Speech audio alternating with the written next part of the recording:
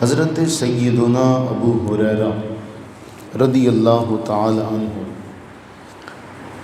نبی سرور عالم صلی اللہ علیہ وآلہ وبارک وسلم کا ایک ایسا معجزہ جو رہتی دنیا تک کے لیے اپنی ایک ایسی مثال ہے جس کی آپ کوئی بھی نظیر پیش نہیں کر سکتے۔ حضرت ابو ہریرہ رضی اللہ تعالی عنہ کی ذات پر اعتراض آج سے نہیں، زمانہ گزر گیا، عرصہ گزر گیا، لوگ ان کی ذات پر اعتراض کرتے ہمیں نظر آئے۔ بیگانوں کا تو کام ہوتا ہے اعتراض کرنا، بیگانے تو اعتراض کرتے ہی ہیں، لیکن اگر اپنے بھی اعتراض کرنے والوں کی صف میں کھڑے ہوں تو وہاں پھر انسان کو تکلیف محسوس ہوتی ہے۔ وہ کچھ واقعہ کچھ اس طرح سے ہے، میں صرف اس کی طرف اشارہ کروں گا کہ ایک بزرگ تھے تو لوگ ان کو پتھر مار رہے تھے، تو اپنا کوئی جاننے والا تھا، اس نے پھول مارا تھا، تو اس پھول کی وجہ سے وہ آہ کرنے لگے، تو انہوں نے کہا جی میں تو پھول مارا ہے، کہا اپنا اگر پھول بھی مارے تو اس کی تکلیف ہوتی ہے۔ تو حضرت ابو ہریرہ رضی اللہ تعالیٰ عنہ کے حافظے پر اعتراض ہوتا ہے، اور ان کی کثرت روایات کہ جی حضرت سیدنا ابو ہریرہ رضی اللہ تعالیٰ عنہ بہت بعد میں مسلمان ہوئے، اور اتنی روایات کیسے بیان کر لی۔ تو یہ ایک ذہن میں جو سوال اٹھتا ہے، چونکہ ہماری روایات چل رہی ہیں حضرت سیدنا ابو ہریرہ رضی اللہ عنہ کے حوالے سے، تو اس لیے جو آج کی حدیث ہے اس میں یہ جواب حضرت ابو ہریرہ نے خود اس بات کا جواب دیا، جو سوال ہوتا ہے اس کا جواب خود آپ نے دیا۔ مسند احمد بن حنبل کی یہ حدیث نمبر ہے 7705، اور اس کے علاوہ یہ صحیح بخاری کے اندر بھی ہے، صحیح مسلم کے اندر بھی ہے، باقی کتب احادیث میں بھی یہ روایت موجود ہے۔ حضرت سیدنا ابو ہریرہ رضی اللہ تعالیٰ عنہ فرماتے ہیں کہ تم یہ کہتے ہو اکثر ابو ہریرہ عن النبی صلی اللہ علیہ وسلم، کہ جی ابو ہریرہ تو بہت حدیثیں بیان کرتا ہے، بہت باتیں بیان کرتا ہے، بہت باتیں کرتا ہے۔ پھر یہ کہتے ہیں کہ تمہیں اس کی ایک وجہ بتاؤں۔ اس کی ایک وجہ یہ ہے کہ مہاجرین اور انصار رضی اللہ تعالی عنہم اجمعین یہ سارے اپنے اپنے کاموں میں لگے رہتے تھے۔ ان میں سے ایسا ہوتا کہ بعض کبھی آتے، بعض کبھی نہ آتے، اور پھر اس کا ایک پورا حدیث میں تفصیلاً حضرت ابو ہریرہ نے بیان کیا کہ مہاجرین تجارت میں ہوتے تھے، انصار کھیتی باڑی میں لگے رہتے تھے، اور ان دونوں کا بیان کر کے حضرت ابو ہریرہ کہتے ہیں وَإِنِّي كُنْتُ امْرَأً مِسْكِينًا، میں غریب آدمی تھا، میرا کوئی کاروبار نہیں تھا، کوئی کھیتی باڑی نہیں تھی، نہ میں ان کی طرح تاجر تھا، نہ میں ان کی طرح کسان تھا۔ وَكُنْتُ أُكْثِرُ مُجَالَسَةَ رَسُولِ اللَّهِ صلی اللہ علیہ وسلم، میں تو حضور کی خدمت میں ہمہ وقت حاضر رہتا تھا، مجھے اور کوئی کام نہیں تھا۔ کہتے ہیں وَأَحْضُرُ إِذَا غَابُوا، وہ اکثر کبھی اپنے کام کاج میں لگے رہتے، کبھی اپنی تجارت میں لگے رہتے، کبھی کھیتی باڑی میں لگے رہتے، میں ہر وقت حضور کی بارگاہ میں رہتا، کیونکہ اصحاب صفہ میں بھی سے اصحاب صفہ میں بھی تھے آپ۔ اصحاب صفہ کون تھے؟ جن کا کوئی کاروبار نہیں تھا، کوئی گھر بار نہیں تھا، بس رسول اللہ علیہ الصلوۃ والتسلیم کی خدمت میں ہمہ وقت حاضر رہنا۔ اب کہتے ہیں، اب یہاں سے جملہ اصل جو معاملہ شروع ہوتا ہے، میں نے اللہ کے نبی صلی اللہ علیہ وسلم سے عرض کیا، صحیح بخاری کی حدیث نمبر 3648، میں نے عرض کیا یا رسول اللہ صلی اللہ علیہ وسلم انی سمعت منک حدیثا کثیرا، میں بڑی حدیثیں آپ سے سنتا ہوں کیونکہ ہمہ وقت موجود رہتا ہوں۔ تو دیکھیں ایک شخص جو ہے وہ کبھی کبھار ہمارے ساتھ بیٹھتا ہے تو اس کو کچھ پتہ چلتا ہوگا، یا یوں سمجھ لیں ایک آدمی جو ہے وہ جمعے میں آ کے بیٹھتا ہے تو اسے جمعے کی باتوں کا پتہ چلتا ہوگا، ایک وہ ہے جو ہمیں صبح کے درس میں سنتا ہے، ایک وہ جو سارا دن ہمارے ساتھ رہتا ہے۔ تو حضرت ابو ہریرہ رضی اللہ عنہ عرض کرتے جی میں آپ سے بہت ساری حدیثیں سنتا ہوں، فانسا، لیکن بھول جاتا ہوں، لیکن کیا ہے، بھول جاتا ہوں۔ رسول اللہ صلی اللہ علیہ وسلم سے یہ عرض کیا پتہ نہیں کیا معاملہ ہوگا، وہ پتہ نہیں کیسا وقت ہوگا، وہ پتہ نہیں کون سی گھڑی ہوگی۔ بارگاہ رسالت میں شکایت لے کے جاتے ہیں، میرا حافظہ کمزور ہے، میں آپ سے باتیں سنتا ہوں، میں بھول جاتا ہوں۔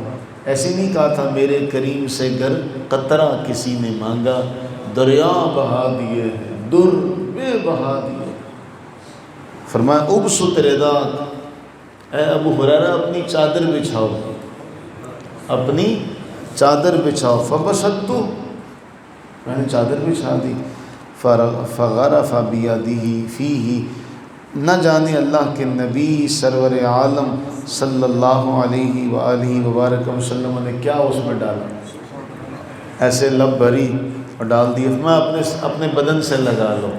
حضرت ابو ہریرہ فرماتے میں نے لگا لیا، میں نے لگایا، اس کے بعد سے مجھے کوئی بات نہیں بھولی، اس کے بعد سے مجھے کوئی بات نہیں بھولی۔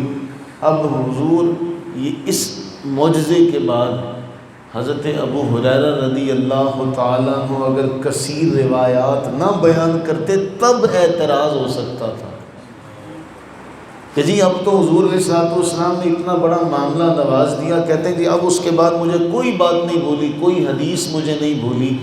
اچھا ہم تھوڑا سا پیچھے چلتے ہیں، ہم سہولت پسند ہوتے چلے گئے، ورنہ جس دور میں خط لکھے جاتے تھے ہمیں ایڈریس یاد ہوتے تھے، فلاں بندے کا ایڈریس یہ ہے، فلاں بندے کا ایڈریس، اور ہمارے پاس چھوٹی ڈائری ہوتی تھی بزرگوں کے پاس، اس میں ایڈریس لکھے ہوتے تھے۔ اس کے بعد ٹیلی فون ڈائری، ٹیلی فون کا دور آیا تو اپنے سب کے فون نمبر یاد ہوتے تھے۔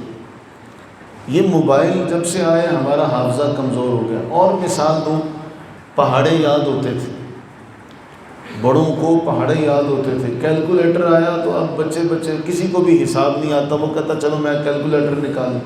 کسی زمانے میں کلاس میں کیلکولیٹر نہیں لے کے جاتے تھے، آج تو وہ ہر بچے کے لیے لازمی کر دیا بھی کلاس میں کیلکولیٹر لے کے آنا کہ جی اس سے گنا جائے۔ تو ہم جس طرح آگے جا رہے ہیں ہمارے حافظے کمزور ہوتے جا رہے ہیں، اس لیے ہمیں آج کے دور میں یہ عجیب لگتا، ورنہ یہ عجیب نہیں ہے، کیونکہ اس دور میں حافظے بہت تیز ہوتے تھے۔ ہم اپنے پیچھے دور میں چلے جائیں ہمیں لگے گا اس دور میں کئی اشعار، کئی دیوان، کئی 100 اشعار یاد ہوتے تھے۔ اب حضرت ابو ہریرہ رضی اللہ تعالیٰ عنہ کی ساری روایات کو ایک طرف رکھا جائے تو دوسری طرف آپ قرآن کو رکھیں، پوری دنیا میں کتنے لوگ ہیں جن کو قرآن الحمد سے لے کے والناس تک یاد ہے۔ میں آپ کو اپنی بات بتاؤں، 97-98 میں جب میں حفظ کرتا تھا، میرے ایک ساتھی تھے، میں انہیں چاچو کہتا تھا کیونکہ عمر میں مجھ سے کافی بڑے تھے، ان کا نام ہے احمد اللہ۔ میں ان کے ساتھ بیٹھتا تھا، ان کا حافظہ اس قدر تیز تھا، کوئی بھی آیت، کیونکہ اس زمانے میں یہ جو آج کل ہمارے پاس سہولت موجود ہے، ہمارے ہاں جو قرآن ہے نا چھپتا، اس کے اوپر سارے متشابہات لکھے ہوئے کہ یہ آیت فلاں پارے میں بھی ہے، یہ آیت فلاں پارے میں بھی ہے، یہ آیت فلاں پارے میں بھی ہے۔ اس زمانے میں نہیں تھا، اس زمانے میں ایسا نہیں تھا۔ تو میں نے احمد اللہ سے پوچھنا کہ یہ آیت کہاں پہ ہے، واللہ احمد اللہ نے قرآن کا صفحہ بتانا۔ میرے پاس جس قرآن پر میں نے حفظ کیا وہ اس کا شاہد ہے، اس بات کی گواہ ہے وہ کتاب اللہ، کہ میں نے اس پر جتنی بھی متشابہات لکھی وہ ان سے پوچھ کر لکھی ہے کہ چاچو یہ آیت کہاں پہ ہے، تو انہوں نے کہا نا یہ آیت فلاں صفحے پر ہے، فلاں لائن پر ہے، یہ آیت فلاں صفحے پر ہے، فلاں لائن پر ہے۔